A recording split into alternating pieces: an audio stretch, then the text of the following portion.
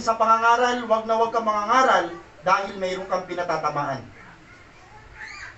Pastor, bakit tinamaan ako sa pangaral mo? Labas ako doon. Kung ang pinapangaral ko sa oras na ito ay purong mensahe ng Panginoon at tinamaan ka, hindi ako ang nagpatama sa iyo, pinatamaan ka ng Diyos. Amen? Ang sabi ko sa sarili ko ngayong araw na to, Lord, bibig mo lang ako.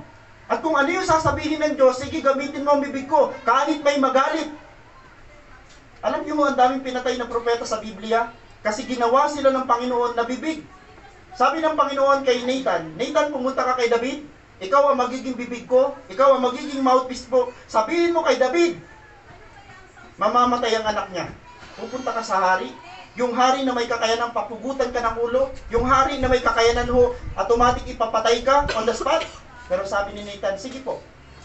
Pagharap ni Nathan kay Haring David, sabi niya, mahal na hari, nagkasala kayo sa Diyos. At ang kaparusahan ng kasalanan nyo, mamamatay ang anak nyo. Kung ikaw ang mensahero ng Panginoon at yun ang daladala mong mensahe, papayag ka? Baka sabihin mo sa Panginoon, Lord, wag na lang. Pwede bang iba na lang?